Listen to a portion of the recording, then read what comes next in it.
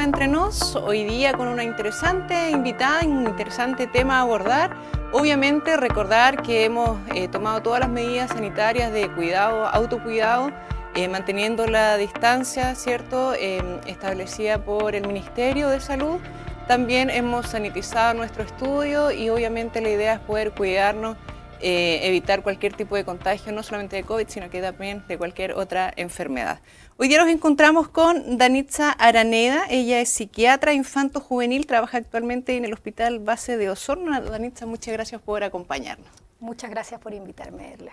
Danitza, un interesante tema, sobre todo hoy día que vivimos un periodo de pandemia donde muchos chicos están en sus casas, perdemos un poco las relaciones sociales, ¿cierto?, con sus padres. ¿Cómo ustedes están trabajando hoy día con todo el sector infanto-juvenil?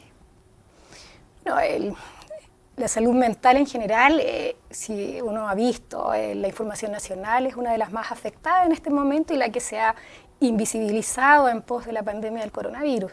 Ahora en la población infanto-juvenil, que es la que yo me dedico, niños y adolescentes, en general se mantienen las atenciones que normalmente se realizan, atenciones de urgencia, atenciones clínicas ambulatorias, y se ha organizado con todos los recursos disponibles para cumplir como la contingencia de las personas.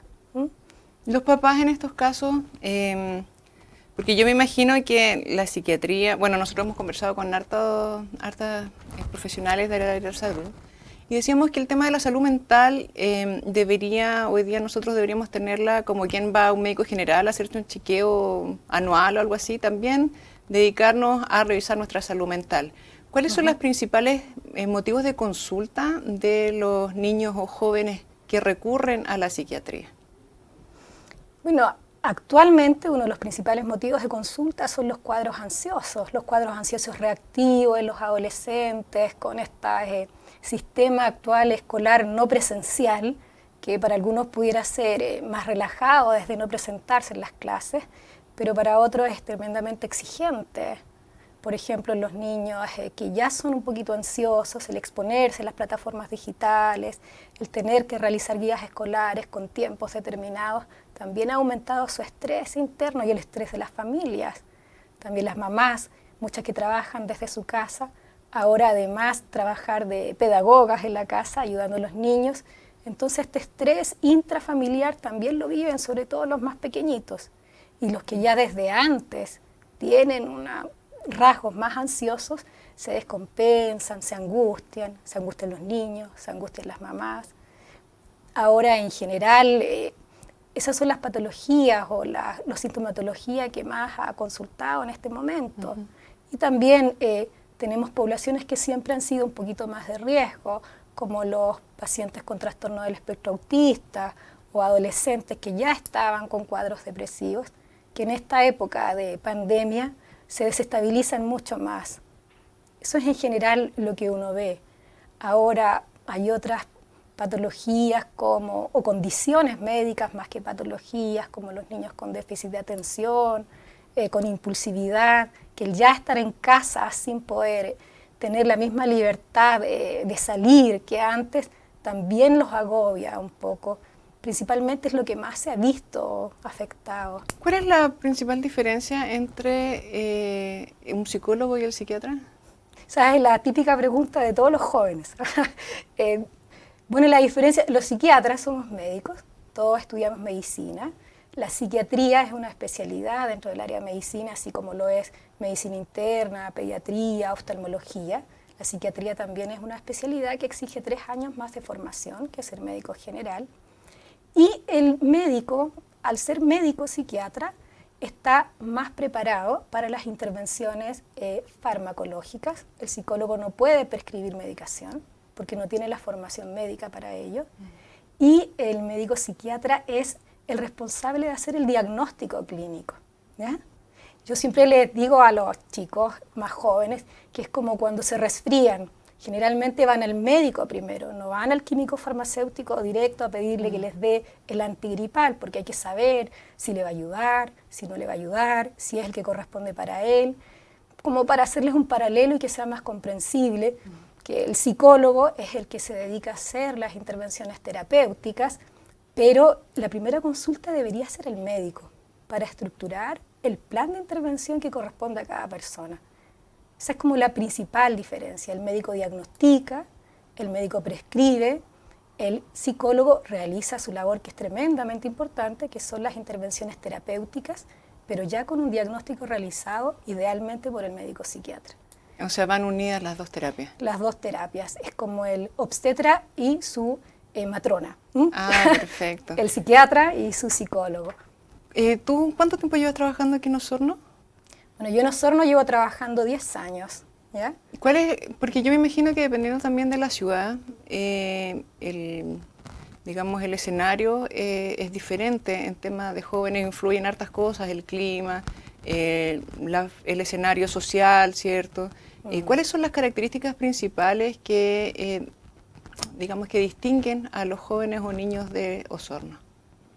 En general, o sea, población específica de Osorno quizás no podríamos ser tan detallistas, pero sí hay diferencia entre lo que son las regiones del sur del país, del norte y central. En el sur, una de las patologías más frecuentes y que más preocupa es la alta suicidalidad de la población infanto-juvenil, ¿ya? Los cuadros afectivos, los cuadros anímicos.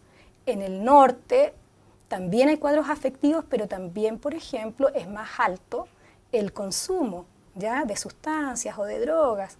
En la zona central quizás las patologías son más comunes a ambas regiones, no hay como una específica de cada Claro, es que yo te lo preguntaba lugar. porque hace un par de años, bueno, yo no soy osornina, soy de Concepción, pero llevo aquí ya hartos años.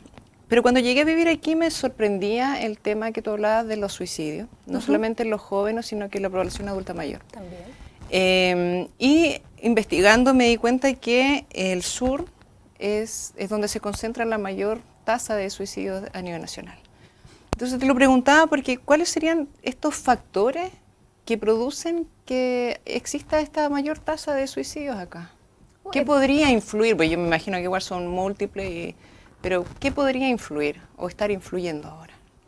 Mira, todo es multifactorial, como tú dices, pues incluyen tantas cosas, ¿ya? Incluye el nivel de violencia intrafamiliar, el hacinamiento, el perfil biopsicosocial más severo de las poblaciones. También se ha investigado la influencia de la luz, del sol, ¿ya?, en los cuadros afectivos. Pero principalmente lo que se ha descubierto que en los cuadros depresivos o anímicos son más frecuentes en el sur por patologías, por predisposición genética, por el nivel de mayor aislamiento, por el nivel mayor un poquito de violencia intrafamiliar. No específicamente si hay algo en el sur que gatille eso. Son más frecuentes los contagios, ¿ya?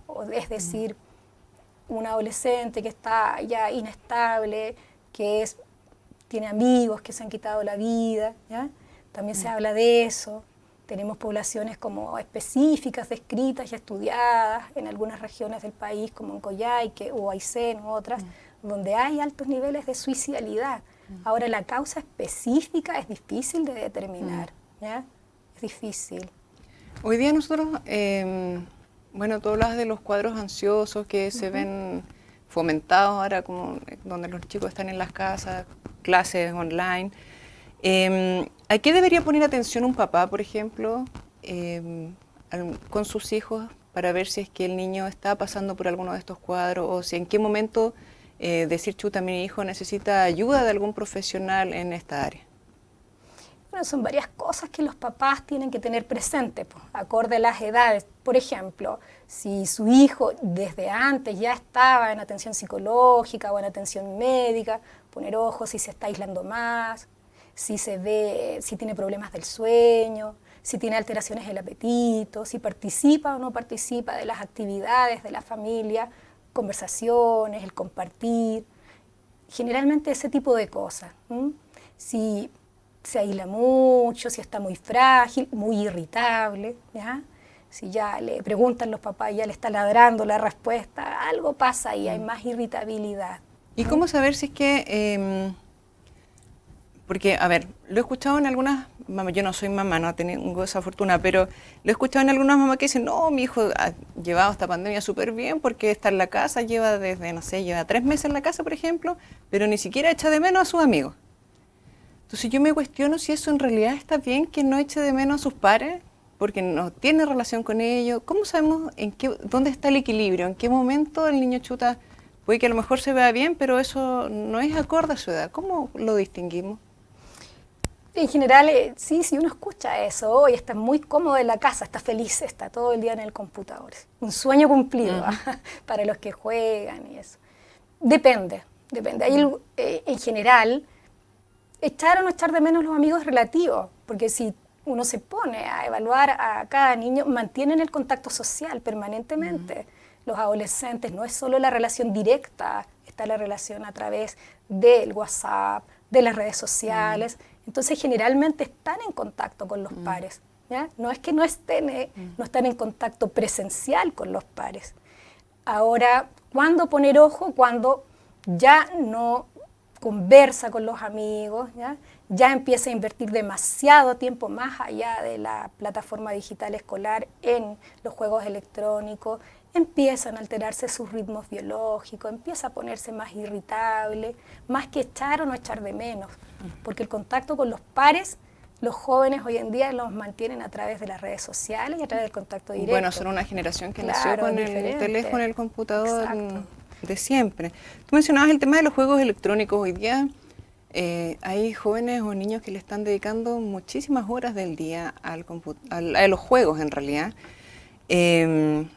¿Hasta qué nivel puede ser perjudicial para un niño?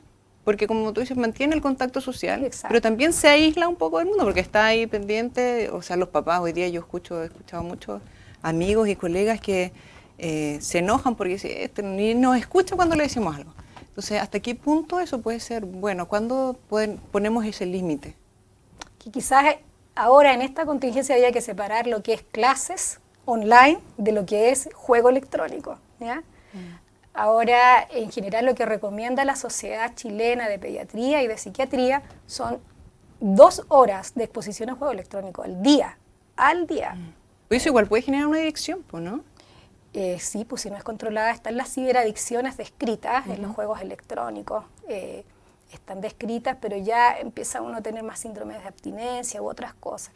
Yo lo que les digo a los papás es que no más allá de 2 horas al día un niño debería estar conectado en juegos electrónicos, ¿ya?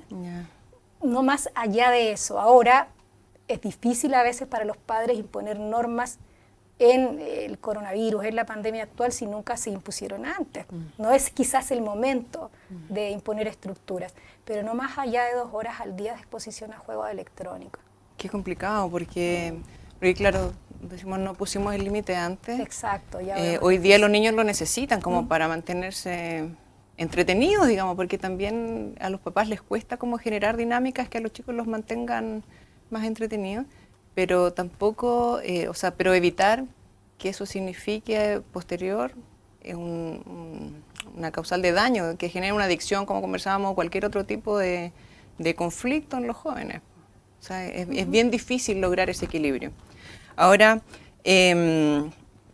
bueno, ¿cuál sería como, ya decíamos que es ideal que los chicos estén aproximadamente 2 horas, y en el tema del resto de las actividades, ¿cómo le podemos recomendar a un papá poder manejar esta ansiedad que están teniendo los chicos en su casa?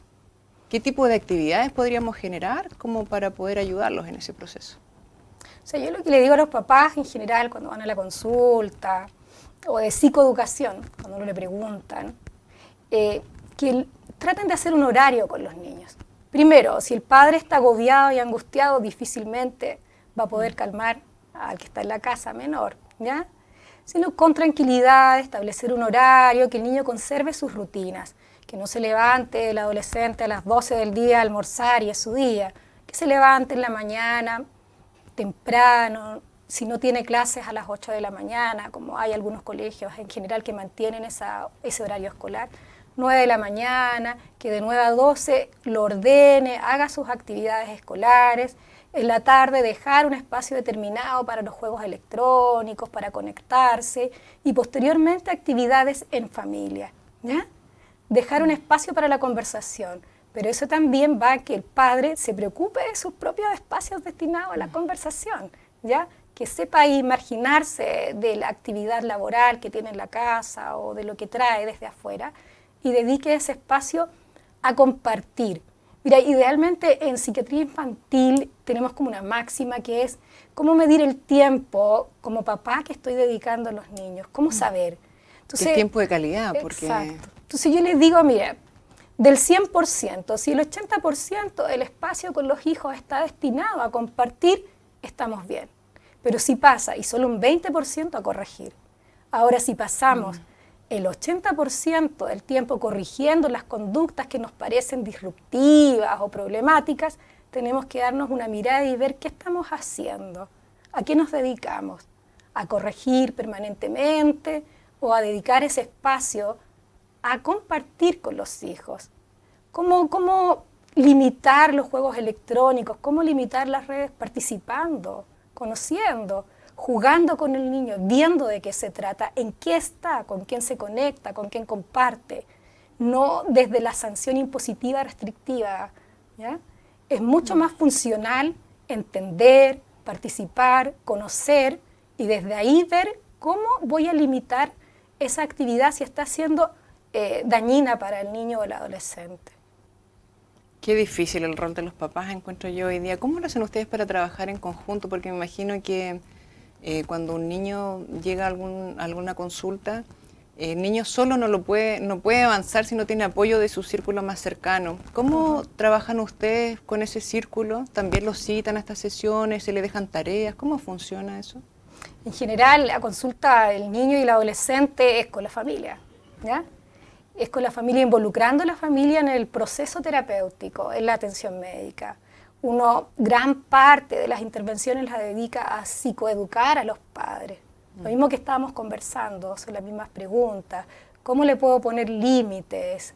¿Cómo puedo hacer saber si le está pasando algo? Mucho tiempo de la consulta es parental, siempre dejando un espacio así para el niño, para el adolescente, para entrar en su intimidad y saber qué está pasando.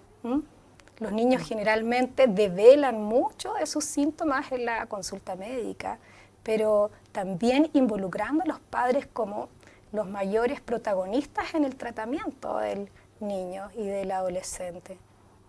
Uno realiza sesiones parentales, conversa con ellos, ve cómo se relaciona con sus hijos y desde ahí parte la intervención.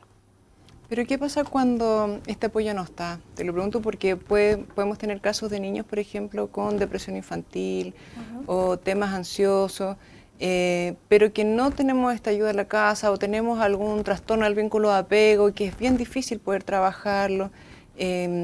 ¿Cómo se ayuda a ese niño? Cuando no hay un sistema parental, tenemos también los niños que están en instituciones, que están en residencias protegidas. O incluso se puede dar a veces con niños donde los papás trabajan mucho y están la mayoría del tiempo solos en la casa, que hoy día es una realidad de muchísimos niños en Chile. En general, siempre hay un sistema, siempre hay una figura significativa para el que no tiene padres, para el que está en un sistema protegido. Siempre hay alguien con quien trabajar, ¿ya? Entonces es difícil que no haya alguien. Ahora sí que hay papás que les cuesta ver que tienen responsabilidad en la sintomatología de los hijos, y está. Pero eso es parte del trabajo de la psiquiatría. No, y también de un tema generacional, que la generación nuestra, digamos, era como el psiquiatra, es como para los locos, por así decirlo, y ya no tengo nada que ver con eso, y hoy día tenemos que entender también que la psiquiatría es salud. Es salud mental. En temas estábamos hablando de este tema de la pandemia. ¿Cuáles son las principales como enfermedades o trastornos que se pudiesen provocar una vez que salgamos de esto? O sea, porque he leído varios artículos, por ejemplo, que podrían presentarse más casos de agorafobia o de crisis de pánico. ¿Cómo proyectan ustedes como profesionales del área mental, digamos, de la salud mental, volver a una nueva normalidad en temas de salud mental? Mira, es una pregunta bastante interesante, ¿eh? Se ha visto Incluso hay algunos estudios que muestran que cuando ya va pasando un poco lo de las infecciones respiratorias, como ahora en algunos otros países de Europa, cuando se va controlando la pandemia, empieza a florecer, por decirlo de alguna forma, la inestabilidad emocional. Sería esperable incluso que va pasando, el niño va retomando sus actividades normales previos a la pandemia y empiezan a aparecer más sintomatología ansiosa, ya al verse enfrentado al sistema escolar, que quizás tendría que ver cómo va a empezar gradualmente las actividades, las exigencias, el verse enfrentado a los pares de nuevo, el que estaba cómodo en la casa, que es ansioso y que le acomoda más estar en casa que ir al colegio, el enfrentarse de nuevo a vincularse con los demás, a las exigencias académicas, los cambios también que ha habido en familias por las restricciones económicas, cambios escolares incluso. En ese momento la idea es que toda la nueva normalidad o las actividades se vayan retomando de forma progresiva, que haya una transición, ¿ya? Que haya una transición de los papás, de ir dejando a los niños, de no ponerse tan exigentes, de empezar de a poquito previo con los horarios que tenían antes. En general es eso, de mantener la comunicación, de estar atento a los cambios en el ánimo, la irritabilidad, en la forma de relacionarse con los papás, con los amigos, ver qué está pasando, que no se aíslen, que no se encierren. Pero eso se puede como abordar antes de que volvamos hasta... Sí, se puede abordar antes, uno va trabajando eso igual con los papás. Yeah. Ahora, tú me estabas preguntando más bien por la población en general, yo trabajo con población de riesgo principalmente, que es la que me consulta. En general, lo que se sugiere a los papás es ir, si no tenían incorporadas las rutinas en el tiempo de emergencia sanitaria, ir incorporando primero las rutinas y los horarios, irlos levantando de a poquito más temprano, irlos vinculando con el colegio en forma mixta quizás, primero ir a clase, probablemente en muchos colegios, así como se ha intentado retomar en Francia o en otros países europeos, van a empezar con una modalidad mixta de clases online y clases presenciales, algunos días sí, otros días no. Todo eso va a ayudar a esa inducción a irse reacostumbrando a esta nueva normalidad. Ahora en la población que es más de riesgo y todo, siempre empezamos de a poco. Empezamos con una sensibilización progresiva. ¿Ya? ¿Qué es eso? Que es ir como retomando de a poquito las actividades. Por ejemplo, el niño que no quiere ir al colegio, que tiene un rechazo escolar intenso, primero que vaya unas horas, después que vaya 3 horas, hasta lograr su rutina que tenía antes. ¿Te fijas? Esas son como las desensibilizaciones progresivas. Ir tolerando de a poco hasta ya generar los recursos terapéuticos de enfrentamiento para la sintomatología ansiosa, por ejemplo, las crisis de pánico, con o sin agorafobia. Pero lo que pienso yo que va a ser más frecuente quizás de ver son los trastornos adaptativos, ¿ya? Con síntomas mixtos, con síntomas ansiosos, más que quizás cuadros depresivos en sí. Hay hartos papás que están como preocupados de, si uno lo ve en las redes sociales, esto de no ir al colegio, ¿cierto? No estar en sus clases, que dicen este no es año perdido. Nosotros este año tenemos una oportunidad gigantesca de poder aprender cosas que no son de las matemáticas ni del lenguaje. ¿Cómo calificarías tú esos tipos de aprendizaje que hoy día podríamos sacarle un provecho gigantesco con los niños en la casa? Bueno, esos son como de las habilidades blandas, ¿cierto? En general, ningún año es perdido. Siempre los años están llenos de experiencias de vida. Uno se levanta en la mañana y ya va viviendo cosas en el día a día que va incorporando. Esta posibilidad de tener los hijos de la casa, de ver los padres que tienen la posibilidad de acompañarlos en sus clases online, se dan cuenta de las habilidades que tienen, de la capacidad de expresarse online o en público, van aprendiendo cómo son los niños, espacios que uno no veía porque estaban en el colegio, van aprendiendo cómo se organizan. Yo creo que muchos papás van conociendo más de cerca, ya, por decirlo de alguna manera, las habilidades que tienen sus propios hijos y sus adolescentes, como son capaces muchos de organizarse y de estar en casa y de seguir caminando. muchos papás que pensaban quizás no tenían esas habilidades. Bueno, y otros chicos que requieren harta supervisión de los papás para hacer sus cosas, pero todas son instancias de aprendizaje, tener al hijo al lado, ver en qué se equivoca, ver qué se le da fácil y a través de ello ir creciendo con ellos. Eso siempre va a ayudar, el espacio de compartir, de ver al otro más allá del aprendizaje escolar. ¿Crees tú que una vez que esto se calme un poco, no digamos termine, pues no sabemos si se va a terminar o no se va a terminar, podríamos generar a lo mejor brechas aún más grandes entre los niños? Porque no solamente en temas de aprendizaje, porque todos los niños aprenden diferente, hoy día son los papás los que están apoyando, los papás tienen diferentes estructuras de cómo enseñarle a sus hijos. En temas de habilidades blandas, en temas de aprendizaje, en todas esas áreas, ¿crees tú que a lo mejor el próximo año podríamos tener mayor tamaño de esta brecha entre un niño y otro? Es difícil saberlo, pero yo creo que es posible, ¿ya? Brechas, por ejemplo, quizás, pienso que este año va a ser una instancia de aprendizaje para todos, para los profesores, para los padres, para los niños, ¿ya? Pienso que este año lo vamos a terminar de la mejor forma que podamos. Y el próximo año va a ser una instancia para medir en qué hemos avanzado, ¿ya? En el aprendizaje social en general, cómo vamos a enfrentar un año ya, es como un retorno al 2019 casi, recordando que todo este año hemos estado en unas instancias distintas a las que son habitualmente, pero sí pudiera haber una brecha en lo académico en los niños que ya les costaba un poquito, les cuesta un poquito más insertarse, en los que se les daba fácil, no va a ser tan complicado, en los que les costaba vincularse o tener amigos, va a ser empezar como de nuevo. Entonces, va a ser un año interesante para ver en qué hay que generar más recursos. Yeah. ¿Es malo para un papá quizá o para un niño repetir de curso? Eso depende.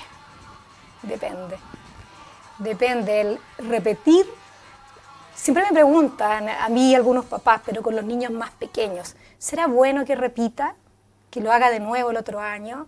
Depende del niño, ¿ya? Si la reprobación para él representa un fracaso después de haberse esforzado, haberse mantenido, quizás no es bueno que repita, ¿ya? Pero si la reprobación para él representa una oportunidad de estar a la par que los demás, pudiera ser. Todo eso depende. Bueno, vamos a seguir conversando de todo lo que estamos viviendo con esta pandemia, ¿cierto? No quiero dejar de lado el tema del estallido social, igual me gustaría que lo abordáramos un poquito, pero vamos a hacer una pequeña pausa comercial y ya estamos de vuelta con más Entre Nos. No se vayan.